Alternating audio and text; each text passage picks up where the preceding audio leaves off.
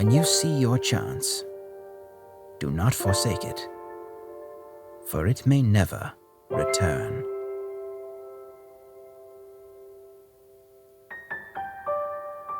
Grandmother's parting words haunted every step of Veiko's hunting trip. Days ago, he had left his village to kill a great beast on his own and prove his worth as a man.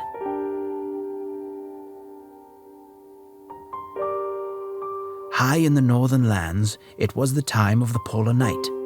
The sun had not risen above the horizon as he ventured through the forest, and it would not rise for several weeks.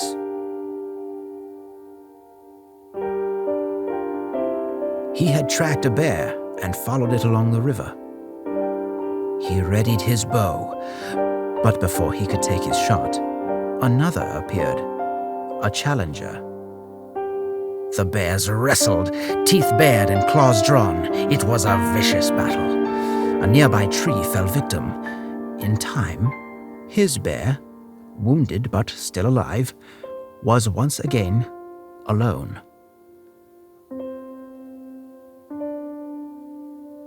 Veiko drew back the string of his bow. Grandmother had helped him split and smooth birch trees, cut feathers and adhere them to the smoothed wood with glue from rabbit skin. The village's arrowsmith supplied him with arrowheads for his hunt. Every hunter was given the same amount before they left on their journey: 10. Veiko's quiver now held just one arrow. One had pierced the shoulder of a moose but did not bring it down. Another made a reindeer stumble before it dashed away and vanished into the night. Many had broken upon impact with trees or rocks. Many were lost somewhere in the wilderness behind him, concealed by the snow. This one had to make its mark. The bear stood up on its hind legs to eat berries from a bush. Aim was not Veiko's strong suit, neither was timing, as his family always reminded him. All he had to do was strike below its shoulder and he would pierce its heart. Nothing more, nothing less. The other men had done this. To win his village's respect and the hand of the woman he loved, he had no choice. With shaking hands, he released the arrow. It flew through the needles of a fir tree and pierced the ground beside the bush. The bear did not look up from its meal. Veiko was dismayed. He wanted to try again. The arrow looked unbroken, but he would have to wait to collect it until the bear moved on. He fumed at the bear as it took its time savoring the berry patch. Had it really not seen the arrow at all? Was it teasing him with its apparent lack of fear? Snow fell. The quiet of the Arctic night continued, unbroken. After some time, the bear finished its meal and went on its way. With a yank, Veiko retrieved the arrow. The arrowhead and wood were intact. A second chance. He had no food left, so he ate the berries the bear had passed over. They were tangy and sweet. He put some in his bag. He wanted to follow the bear, but it was nowhere in sight. Its tracks were filled in with fresh snow. Veiko's stomach grumbled. He would have to fish again soon so he could survive, until he took down a formidable creature and returned home with honor. Although he was losing faith that that would happen after all. Defeated, he retreated to his tent by the lake.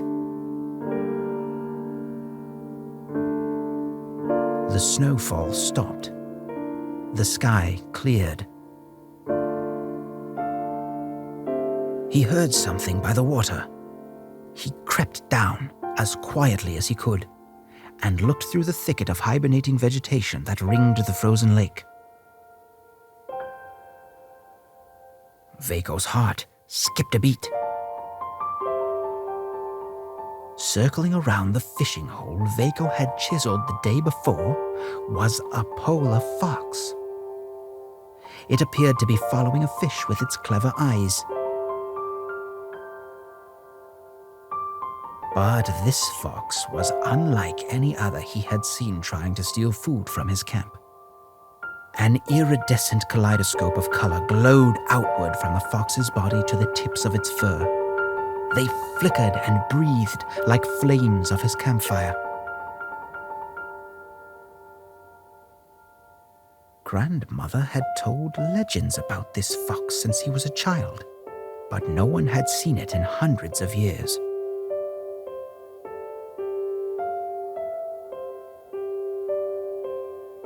This was Tulikettu. Its tail twinkled with the same flames that created Revontulet, the fox fires, the ripples and ribbons of ghostly magical light that sometimes flickered through the northern skies. This was his moment. The bear had given him a second chance. Sigrid, the woman he admired above all else, would undoubtedly choose him if he brought back the pelt of this magic fox. Although Vako thought he had not made a sound, the fox turned to look at him with eyes as dark and endless as night itself. It watched Vako curiously as he approached. Its furs flickered in time with its breaths. Vako raised his bow.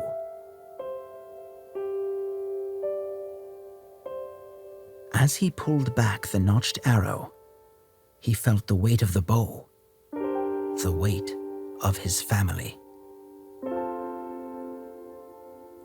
Vako set his aim between the fox's galactic eyes. His arm shook.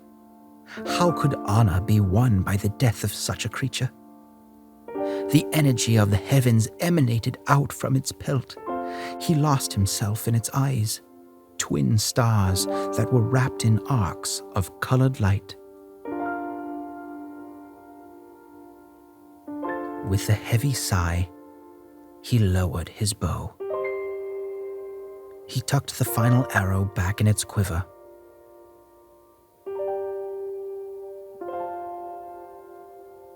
Grandmother would be beside herself if she knew such a creature had been spared. But he could not bring himself to do it. It was wrong. Tulikettu lowered its shoulders and bowed its head with unmistakable kinship. Somehow Vako knew it to be true. It curled its glowing tail to its snout and with a quick tug from its teeth, plucked out a clump of twinkling furs. It gently placed them at Vako's feet.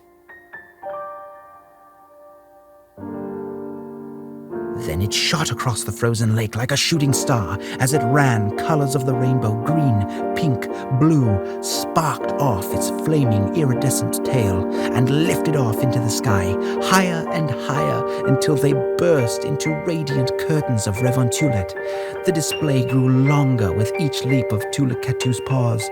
Its tail streaked flames across the entire night sky like a painter's brush against a blank canvas.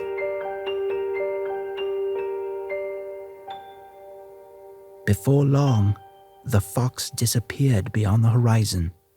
The northern lights were all that remained of the encounter. The lights and the strands of magical fur. Vako stooped to examine the gift given to him by the fox. On the snowy ground, the furs flickered like coals nipped by a fresh breath of air. At his touch, they were neither warm nor cold. A murmur of shimmering light shone from within the furs. He stored them in his bag before the wind stole them away. Although he had not made a kill, he was cold and tired. It was time to go home. Grandmother stood alone at the edge of the village, silhouetted by the dancing skylights. Veko, defeated and spent, could barely look at her. Wordlessly, he opened his pack and took out the twinkling furs.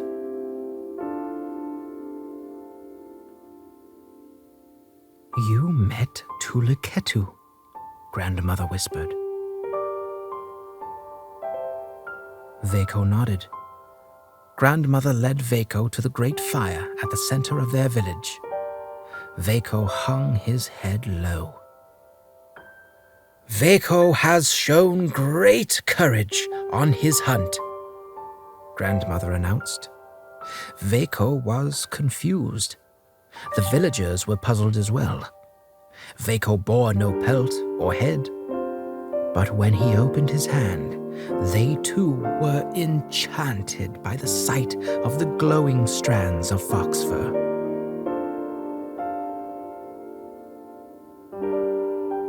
Grandmother took the flickering furs and wrapped them around the head of his final arrow. She lifted it high into the air and walked around the fire. Sparks flickered off the furs, and fresh ribbons of Revontulet burst out and danced overhead. "You did not forsake yourself by letting the fox live," Grandmother told him. "You are the reason we have light in the dark. This gift is greater than any that death could bring."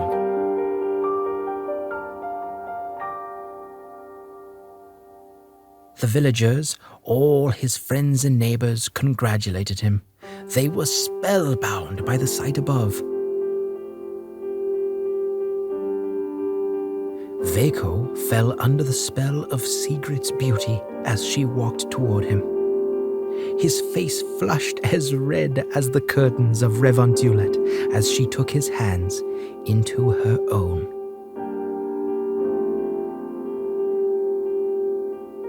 The villagers began to play music and to dance and sing. Sigrid and Veko danced under the northern lights. Together they celebrated Veko and his gift from Tulikettu, knowing that forevermore his furs would illuminate the depths of their endless polar nights.